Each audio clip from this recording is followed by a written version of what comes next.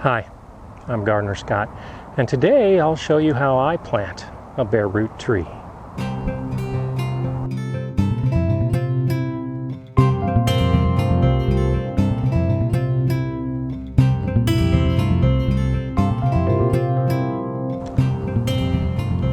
Bare root trees arrive in a dormant state. That means they're basically asleep. They're not growing any branches, not growing any leaves. They're waiting until the outside conditions are right to begin growing. So when you order online, typically from a nursery, and you get a bare root tree, it arrives asleep. So you want to put it into the ground before it wakes up. Here in Colorado, the first day of spring was yesterday. And this is actually a pretty good time of year to put bare root trees in the ground. Today it's supposed to get very warm, close to record high temperatures. But next week we have a possibility of snow. And most of the nights now are getting down below freezing. Those are the conditions that bare root trees thrive in, basically, because the cold conditions keep them asleep. It keeps them dormant until the nights are warm enough, the days are warm enough, and it basically wakes the trees up to begin growing. Today, in this spot, I'm actually going to be putting a superior plum dwarf tree. Most of the trees I have in the garden here are either dwarf or semi-dwarf, and that has to do with the root stock that the main scion, the main type of tree, is grafted onto. This root stock will produce a small tree. This dwarf tree might only grow 8 feet tall, which is actually perfect for this condition of the garden. This is the south side of this large bed, and even when it grows tall, it won't be shading some of the taller trees, the semi-dwarf trees I have on the north side of this large bed. When I look at my dormant bare root tree, I'm looking at the roots before I put it into the ground. I want to make sure that I don't have a lot of broken roots, that I don't have any type of damage, any type of mildew, or anything else that I can see that might hinder the future growth of the tree. If I notice excessive damage, or if it started to rot before they sent it to me, or even during shipment, I won't plant this tree. I'll let the nursery that I bought from know that what they gave me is not suitable. I want a healthy start going in the ground to produce a healthy tree. I will look just to see if there's any buds. There's actually one bud right here that's just starting to leaf out. So it's possible I may need to put a little cover around the tree if we get an excessively cold snap coming up. But there's nothing like that in the forecast. There's some good root development here, and so this tree's okay to go in the ground. You'll notice this bucket, and I've got 2 other trees that I'll be planting as well. You want to soak your bare root trees in water for at least an hour before you plant them. You can do multiple hours. You really shouldn't go longer than overnight. But by putting it in water, you're hydrating the roots. You're essentially giving it a quick drink before you put it in the ground, because the ground may not have the same level of moisture, and you don't want to desiccate the roots or dry them out by putting them into soil that is too dry. So this quick boost of water before they go into the ground can really help out. I've already raked away the mulch that was in this area, and I've got a stake that identifies exactly where I want the tree to be. This is a good idea because in this particular bed, I've put the trees in very specific locations based on how big they're going to grow, how tall they're going to get, and how wide they're going to get. So this is the spot I want for this tree. The mulch is out of the way. I'll just pull up the stake, set it to the side for now, and then I begin digging the hole. You want the hole to be big enough for all of the roots that are on your bare root tree. Some of the trees are smaller, some of the trees are bigger, so the amount of roots that are around the tree will vary. But the basic hole digging is basically the same. You're digging a hole. You want it as deep as the deepest part of the root ball or the root section. You don't need to go any deeper. It's not as critical as a potted tree. but we want to get pretty close. I'll actually make the hole wider around the edges so that as the young roots grow, they'll be growing into loose soil rather than the more compacted, dense soil that is present in the bed.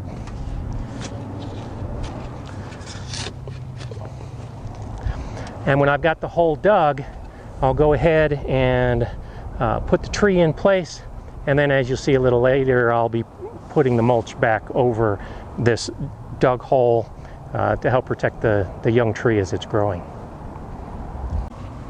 So once I have the hole dug, I don't particularly advocate adding any type of manure or compost or even fertilizer pellets at this point. I think it's best for the trees to actually start growing in the conditions that they're going to be growing. Now this bed has been amended over the last couple years, so the soil is actually in pretty good shape. Once the roots start growing, they have good soil all around. If you spend a lot of time amending the hole that you've dug, you run into the problem where as the roots begin to grow, they're nice and happy in the soil with the compost and the fertilizer. But once they hit the edge of the hole, they now get into a much more barren environment, and it's not as inviting for the roots. So if the soil is not as good all the way around, if you're putting a tree in an area where the soil is actually pretty bad, but yet you've amended the hole, what happens is the roots want to stay happy, they want to stay fed, so they'll start circling inside the hole where all the good nutrients are. And they may never make it outside the hole into the area that the roots really should be growing. And some of the potential is for the roots to basically never anchor the tree. And so in a big windstorm or after maybe some heavy snows, it's possible that the tree can fall because the roots never established. If you treat the roots with the soil that they're going to grow in from the very beginning, then they don't have that tendency to stay inside the hole, because the conditions outside the hole are essentially the same as the conditions inside the hole. Now, it will be looser soil inside the hole, and that's good for the roots to start developing. But as far as nutrients are concerned, the entire area is the same. And I find, and some of the research I've read, actually advocates not amending the tree hole in any way, and you'll have a healthier tree in the end. So for now, I'll take my tree, and I've done the inspection of the roots and of the stem, and I'll place it into the hole. Now, I really want to try to get the level of the tree in the hole pretty close to the same level that it was growing in the nursery. When you look at your tree, you'll definitely notice where the tree type was grafted onto the rootstock. You don't want that to be underground, because if that happens to be buried, you can actually start getting some suckers from the main trunk, because that tree is going to want to start growing. And you may never win your fight against suckers if this graft is below ground level. So definitely keep that above ground level, but look at the roots, and you want to keep those at about the same level. So one of the things I'll do is I'll take my shovel or rake or whatever I was using to give me an idea of what the soil level is, so that as I fill the hole back in, I know what the level is from one side of the hole to the other. So this gives me a pretty good indication where I'm at right now, and I'll just start putting some soil back in the hole. I mentioned earlier maybe doing the edges, more of a bowl-shaped hole. So I just take a trowel at this point, I align the tree as vertical as I can in all directions. The level is exactly where I want it as far as the depth in the hole. So now I'll start taking some of the soil around the edges to initially fill in the hole. And this gets back to the idea that all of the soil is the same. And so as the roots get to the edges of these holes, hopefully later this year, it's not a huge difference and in the nutrient load or any other of the conditions of the soil. If I get a spot where I've got some extra long roots, I'll go ahead and kind of just dig a little trench for those roots to grow into, and then I'll just use that soil to help take the place. And once I've got it started, I'll go back with my shovel and I'll fill it in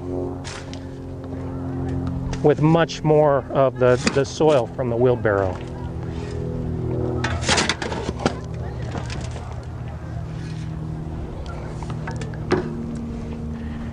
And along the way, I'm going to use my hand to try to compact the roots, or compact the soil around the roots. Now, some people will fill the hole in completely and then they'll stomp it with their foot. If you do that, you can actually be compressing the roots downward into the hole. So I like to take a little more control over this and put the soil in a controlled manner all the way around the roots.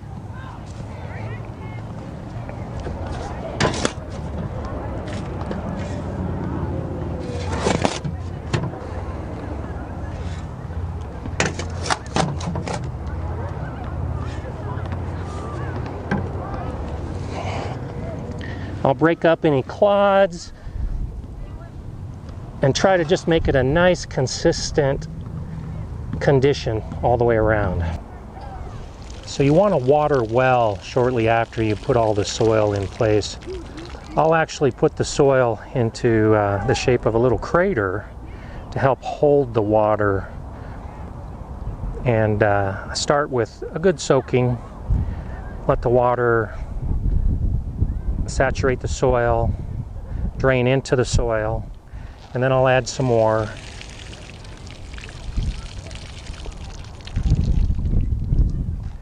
And again, just let the water soak into the soil.